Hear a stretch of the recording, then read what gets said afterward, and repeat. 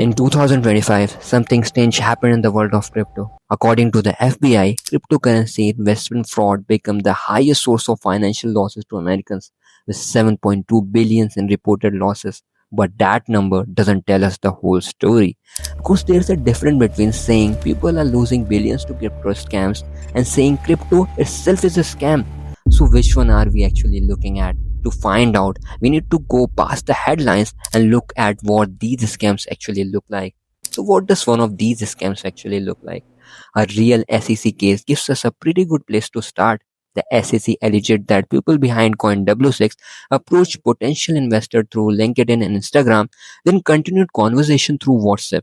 They allegedly presented themselves as young, wealthy professionals and gradually built relationship with the people they targeted.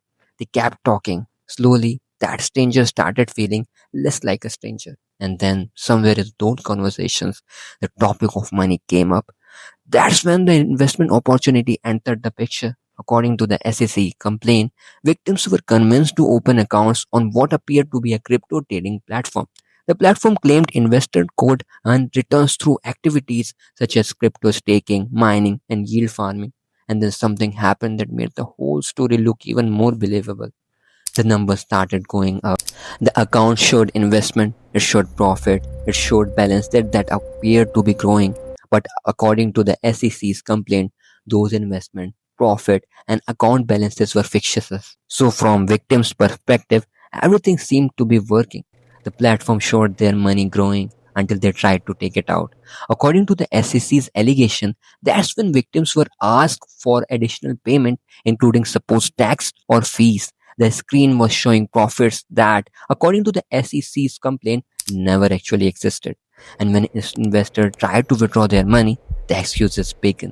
But those fake numbers were only what the victims could see. Somewhere behind the scene, the real money was moving. So where was it going? The platforms may have been fake. The profit may have been fake, but the money the victims actually sent was very real. So now we have a different question.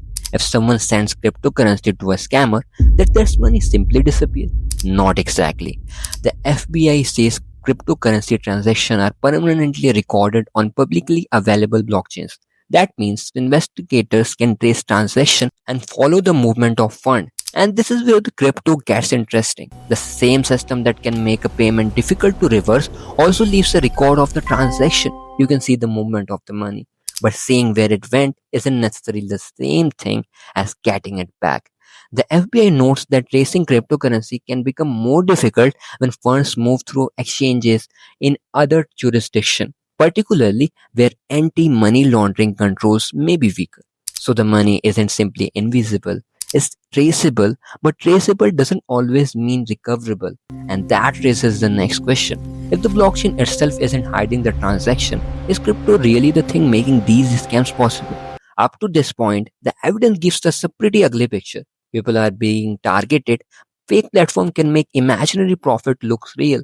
And once the money moves, getting it back can be difficult. But there's a problem with blaming crypto itself for everything we have seen. Because the technology underneath all of these wasn't created specifically for scams. A 2026 NBER working paper examined blockchain technology in traditional finance and identified potential improvement including reducing real resource cost, improving balance sheet efficiency, and reducing intermediation rent. So now our investigation has reached an uncomfortable point. The same technology being used in scams can also have legitimate financial application. That doesn't make the scams any less real, but it does make the original question harder. Maybe the better question isn't whether crypto is a scam. Maybe we need to separate the technology from the things being built around it. Because the blockchain can be useful, while the thing sitting on top of it can still be completely fraudulent. And that distinction matters. Because when someone says, I invested in crypto, what exactly does that mean? A blockchain network isn't the same thing as an investment platform. A cryptocurrency isn't automatically the same thing as a company. And a legitimate use for blockchain doesn't automatically make every token or project legitimate. The NBA research points to potential financial uses for blockchain technology, but that doesn't answer the question of what someone is actually putting their money into. because a real technology can have a fake platform built around it. A real blockchain can carry transaction from a fraudulent project, and something being called crypto doesn't tell you whether it's legitimate.